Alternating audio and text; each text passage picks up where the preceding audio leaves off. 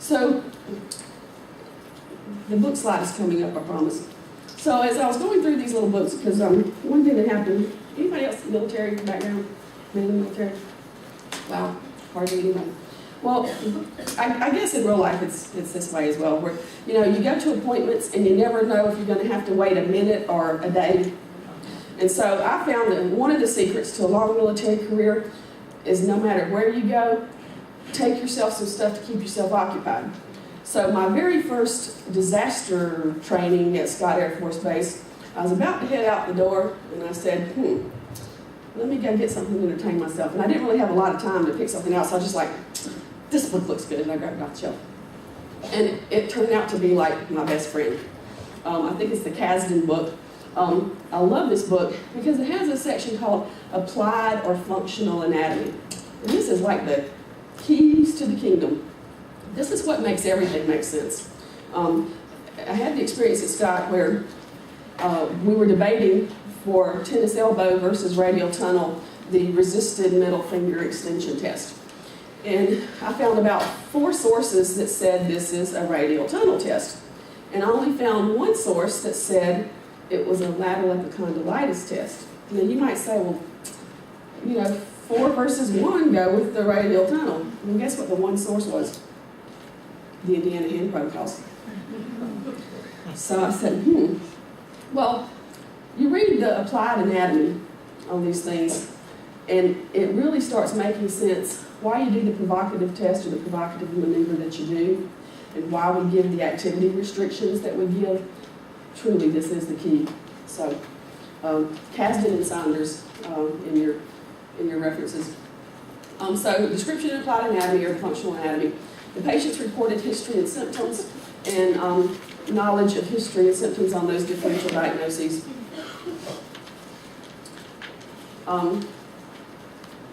Same thing, provocative test and clinical findings. You have to know, and of course your treatment strategies. So, Kasdan and Sanders, and these references are in the back of your references. Kasdan is an MD, a surgeon. Sanders is an occupational therapist, and her book has been revised, or actually the title is completely different, but I think that revised for 2004 is in your additional references, but you have both of those. So this is where I really spent a lot of time, like that day I read for an hour and 15 minutes before that training started that day. So I read quite a bit of that book. And so then when I get back in the clinic and the patient's telling me something, because here's the thing, you start out, and for me the first step was, okay, that is not carpal tunnel. I have no idea what it is, but it is not carpal tunnel. And so something about their story, convinced me, well, this doesn't fit with carpal tunnel. And then I would kind of remember something nagging in the back of my mind that I had read in one of these books, and so I'd go pull them off, and I'd dig and dig and dig until I found it. So that's part of the wash, rinse, and repeat. The first time you read it, you can't absorb it all. You just kind of soak in what you can, and you just kind of keep going back. But I also found the pieces for the physical exam and whatnot in these books too. The other key piece of these 2 books is using anti-inflammatory strategies for inflammatory conditions. Now that sounds like a no-brainer, but how many of you out there use heat all the time in your clinics and never use ice? Come on. Okay, nobody wants to fess up, I don't blame you. So, having worked as the Lone Ranger OT most of my career with a whole gaggle of PTs, I am absolutely sold on ice. When in doubt, go with ice. If it's an inflammatory condition, go with ice. And emergency rooms across the nation propagate this whole heat thing. You got a big fat swollen ankle the size of your head, and they tell you for the first 2 days after injury, treat it with ice, and then after that use heat. Well, now what does heat do to your blood vessels? It dilates them. It's like turning the faucet on wide open, right? And the cold, of course, constricts. So cold helps bring down pain and swelling, right? So after 2 days, your ankle is still about the size of your head. Do you really want to put heat on it? You go first. Can you give me a time check now?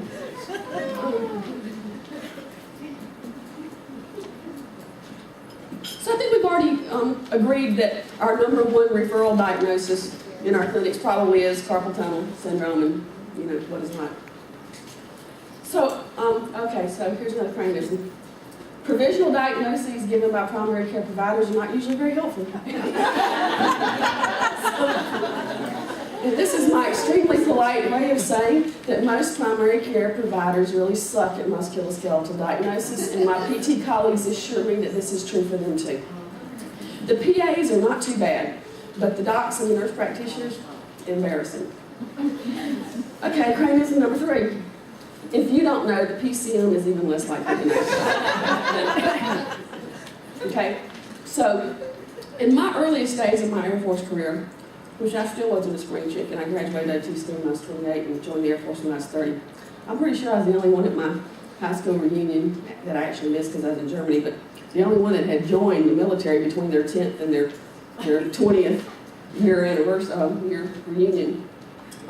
But in my early days in the Air Force, my OT colleagues would say, when you get something that's like, I don't know what the doctor was thinking, this is not carpal tunnel, or, I don't know what he was thinking, I have no idea what this is. It was always send them back to the PCM. Well, by the time I got to Scott Air Force Base, and, I was like a 30-year-old lieutenant, well, now I'm a 40-year-old major. Yeah, I was a major. And I figured out, if I don't know, the PCM's dang sure not going to know.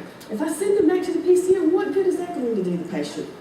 So I'm thinking, PCMs have to know a whole lot about a whole lot of things.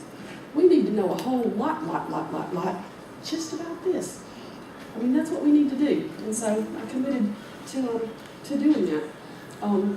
You send them back to the PCM, and you might think, well, they'll refer to ortho, or they'll refer to somebody else who knows what they're doing. But they're not good at that either. So if I don't know what to do and I can't help them, I at least try to make a little bit more of an educated guess, and I'm very directive. Call them up or email them or whatever. This is what I think, and I really think you need to refer this patient to the neurologist, or you need to, and not for like NCV testing for carpal tunnel. I'm talking like refer them to the neurologist for like, maybe they got a neurodegenerative disease, maybe they got MS or something, but this is not musculoskeletal. So I try to be pretty specific about my recommendations and what I'm thinking. And I don't know about your world, but in the Air Force world, that actually worked out pretty good. Actually, in the Air Force world, I can make the referrals to orthopedics, neurology, rheumatology, most all the etiologies. They would not let us refer for MRIs. We could order x-rays, but we couldn't refer for MRIs because, guess why? The PCMs ruined it for all of us, ordering all these unnecessary, big, expensive MRIs. Okay, so if you are working in hand and upper extremity, it is incumbent upon you to become an upper extremity expert.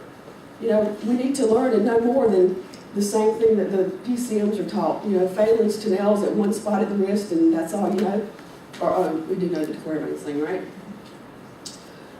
So we're just going to go through the example of kind of my journey with carpal tunnel. I'm not going to go through every one of these slides, but I do have them in here for you. But a couple of the punchlines that I'm passionate about, of course, we're going to go through those. So this is just one example. You really got to decide in your mind for yourself what you really think carpal tunnel is, and then, of course, if it doesn't fit that criteria, then it's something else. Then you work on figuring out what something else is. Okay? So a little bit on carpal tunnel and what the experts say. Biased, these are referenced, but biased to what fits with the crane brain and what fits kind of with my criteria of carpal tunnel. And then more on my version of carpal tunnel, because this is the crane show today, right?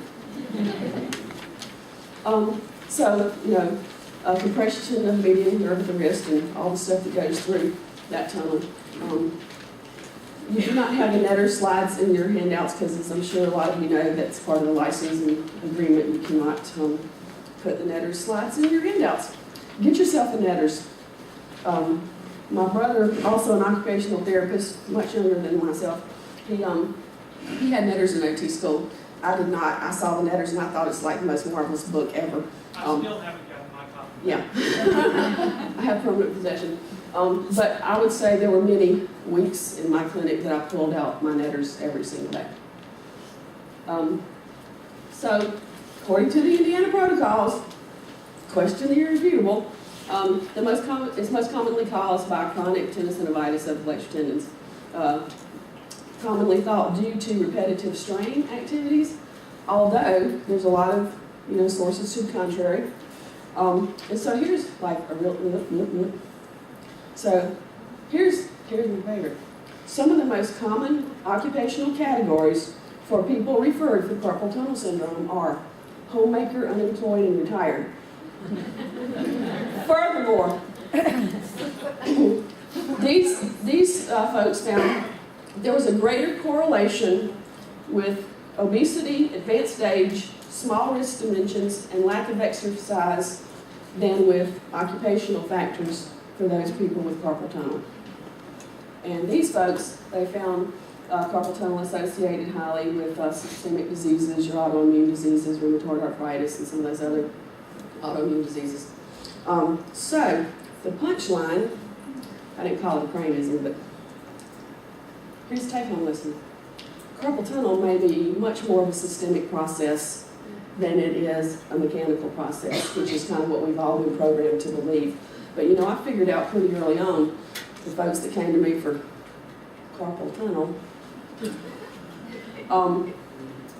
they were not people that worked in a factory or did repetitive stuff. Those people must have been going to some other occupational therapist. Because they were not coming to me. The overwhelming majority of my clients, both in Illinois at Scott Air Force Base for 3 years and at Wilford Hall for my last 3.5 years, second tour there, worked at a desk all day. Okay, so you can go through these. Actually, this one let me point out. So these were kind of some of the things that I agreed with, and I kind of added my own. But then I kind of changed my mind on some of these, and really feel like it is the thoracic outlet proximal etiology. The sleeping and the driving a car, if I don't tie that in with thoracic outlet, somebody remind me, because that's what I believe. Okay, so these are for you. Just a quickie.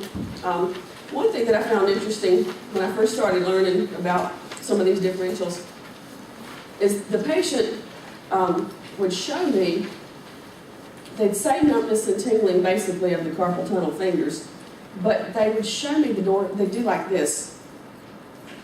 They'd say, yeah, I have numbness and tingling of these fingers. They show me the dorsum of their hand. Do you see the dorsum of the hand indicated as part of median nerve compression carpal tunnel? Okay, does anybody know what the dorsum of the other side of the carpal tunnel digits, what that, I know you do. Anybody know what that would be? It's radial nerve. Yeah. Okay. And then some more differentials, cervical nerve root impingement or cervical radiculopathy, diabetes, that kind of thing. Okay, so everybody learned phalans and Tunnels in school. Did you learn anything else? The Quare veins? Anything else? So we learned the same crappy test that the doctors know, and that's all we know. Okay, so here's the thing, and if this doesn't make sense, hopefully it will by the time we go further with the